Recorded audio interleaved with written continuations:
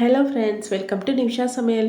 இன்றைக்கி நம்ம சௌச்சௌ வச்சு சௌச்சௌ கடைசல் தாங்க செய்ய போகிறோம். இந்த சௌச்சௌ கடைசல் ரொம்ப டேஸ்ட்டாக இருக்கும். நீங்கள் சொன்னால் தான் தெரியும் இது சௌச்சௌவில் செஞ்சுருக்கீங்கன்னு. அவ்வளோ டேஸ்டியாக இருக்கும்.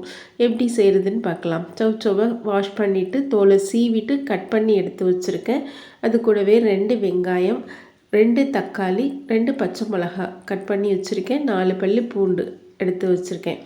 அடுப்பில் குக்கர் வச்சுட்டு 2 ஸ்பூன் எண்ணெய் சேர்த்துக்கங்க. அது கூட ஜீரகம், ஒரு 1/4 டீஸ்பூன் அளவுக்கு ஜீரகம், நம்ம 2 பச்சை மிளகாய் கட் பண்ணி வச்சுருந்ததை இது கூட சேர்த்துக்கலாம்.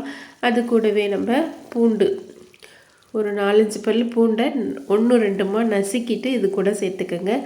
அது கூடவே வெங்காயம், கட் பண்ணி வச்சுருக்கிற வெங்காயத்தை சேர்த்துட்டு வெங்காயத்தை கொஞ்சம் வதக்கிக்கங்க. வெங்காயம் லேசாக வதங்கினதுக்கப்புறம் இது கூட நம்ம கட் பண்ணி வச்சுருக்கிற தக்காளியை சேர்த்துக்கலாம். நான் இன்றைக்கி 2 தக்காளி கட் பண்ணி வச்சுருக்கேன். அந்த தக்காளியை இது கூட சேர்த்துக்கங்க. நீங்கள் ஒரு தக்காளி கட் பண்ணி சேர்த்திங்கன்னா இது கூட கொஞ்சம் புளி சேர்த்துக்கங்க. நான் 2 தக்காளி சேர்த்துருக்கிறதுனால இன்றைக்கி நான் புளி சேர்க்கல. இந்த புளிப்பே போதும். இந்த தக்காளியோட புளிப்பே இதுக்கு போதும். தக்காளி கொஞ்சம் வதங்கட்டும்.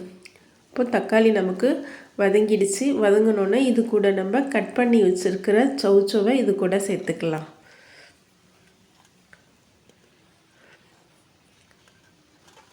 சௌச்சௌவை சேர்த்துட்டு இதை கொஞ்சம் வதக்கிக்கங்க. சௌச்சௌ நல்லா வதங்கி வரட்டும். வதங்கி வந்ததுக்கு அப்புறம் இது கூட நம்ம கொஞ்சம் மஞ்சத்தூள் சேர்த்துக்கலாம். மஞ்சத்தூள் சேர்த்துட்டு இது கூடவே காரத்துக்கு 1 ஸ்பூன் அளவுக்கு குழம்பு மிளகாய்த்தூள் சேர்த்துக்கங்க. ஏற்கனவே 2 பச்சை மிளகாவை சேர்த்துருக்கிறதுனால 1 ஸ்பூன் அளவுக்கு குழம்பு மிளகாய்த்தூள் இது கூட சேர்த்துக்கலாம். சேர்த்துட்டு இது கூடவே இப்போ நம்ம தண்ணி சேர்த்துக்கலாம். தேவையான அளவு தண்ணி சேர்த்துக்கங்க. தண்ணி சேர்த்துட்டு இந்த டிஷ்ஷுக்கு தேவையான அளவு உப்பு இது கூட சேர்த்துக்கங்க. உப்பு சேர்த்துட்டு இது நல்லா கொதி வந்தோடனே குக்கரை மூடி போட்டு மூடிடுங்க. நல்லா ஒரு 3 விசில் விட்டு அடுப்பை ஆஃப் பண்ணிடலாம். இப்போது சௌச்சௌ வெந்து நமக்கு இப்போது ரெடியாக இருக்குது. இதை நம்ம நல்லா கடைஞ்சிட்டு எடுத்துக்கலாம். மத்தால் கடைஞ்சிட்டு எடுத்துக்கோங்க அல்லது மேஷரால் கடைஞ்சிட்டு எடுத்துக்கோங்க. நான் இன்றைக்கி கரண்டியால் நல்லா கடைஞ்சிட்டு எடுத்துக்கிறேன். இப்போது நல்லா கடைஞ்சாச்சு. இது இப்போ ரெடியாக இருக்குது. இதுக்கு ஒரு தாளிப்பு ஒன்று நம்ம சேர்த்துக்கலாம். அடுப்பில் ஒரு கடாய் போட்டுக்கோங்க. கடாய் போட்டுட்டு அது கூட எண்ணெய் சேர்த்துக்கோங்க. எண்ணெய் சேர்த்துட்டு கடுகு, பெருங்காயத்தூள் கொஞ்சம் சேர்த்துக்கோங்க. அது கூடவே சின்ன வெங்காயம் கொஞ்சம் எடுத்திருக்கேன். அதை இது மாதிரி பொடிசாக கட் பண்ணிவிட்டு இதை கொஞ்சம் லேசாக வதக்கிக்கோங்க. வதக்கிட்டு நம்ம அது கூட சேர்த்துக்கலாம். அது கூடவே ஒரு கொத்து கருவேப்பிலை.